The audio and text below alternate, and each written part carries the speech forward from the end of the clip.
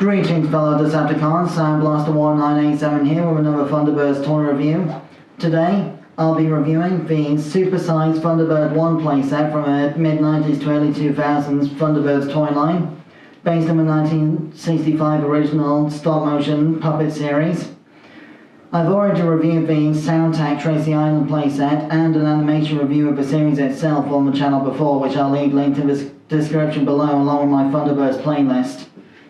As you can see, Thunderbird 1 here is represented pretty well in this sort of glittery gunmetal grey plastic, although it's sadly sun yellow quite severely on my copy, due to having been left with the rear end of it facing the sun on a bright windowsill for years on end for a certain length of time during my childhood.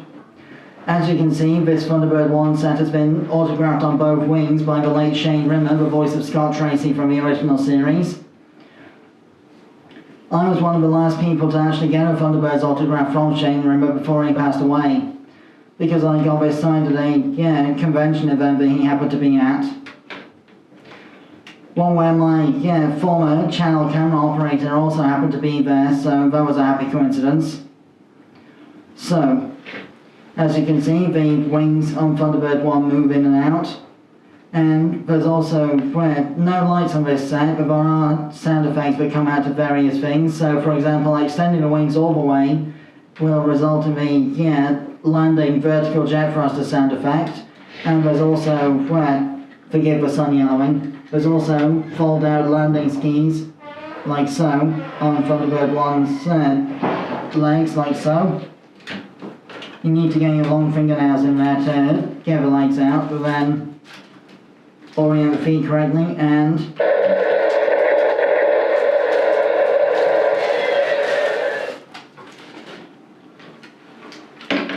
then they fold back in just as simply. Then on the side there's also a sliding hatch that was basically Scott's viewing window for interacting with vehicles below, as seen in Terror in New York when he stopped Ned Cook, the news reporter, from filming Thunderbird 1's takeoff from another rescue. There's also two compartment doors on Thunderbird 1, like so.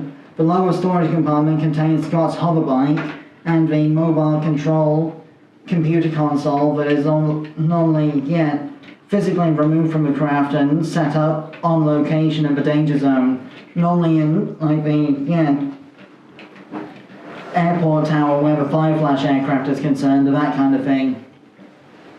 It's a little bit stiff in there because it's not been removed for a long time, so please bear with me as I try and get it out for better showing off to the camera.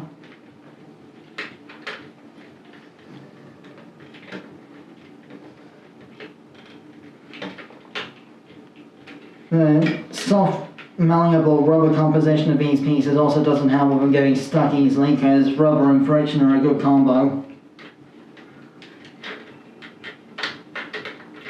Got it. So, as you can see, the mobile control computer console has a swinging keyboard terminal thing to allow the Scott minifigure included within to be put in the pilot seat. And speaking of the pilot seat, Thunderbird 1's cockpit window also features a gravity-aided self-orienting pilot seat configuration, so that Scott is always facing the right way up whether Thunderbird 1's in horizontal or vertical flight mode. If I remove the Scott figure for a moment,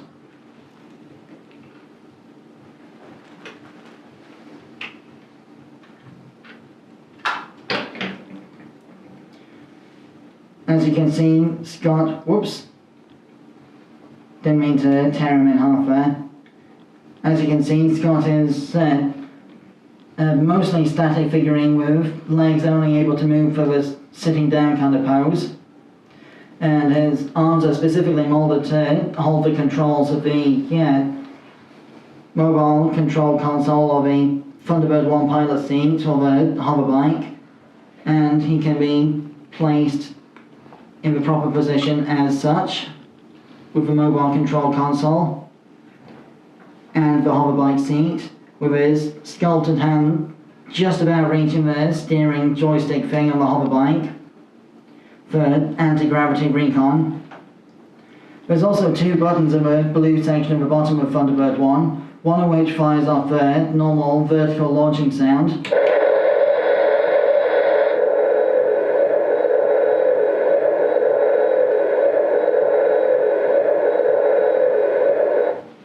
And there's a few phrases from Scott Tracy's Lines in the Show with the other button. F.A.B.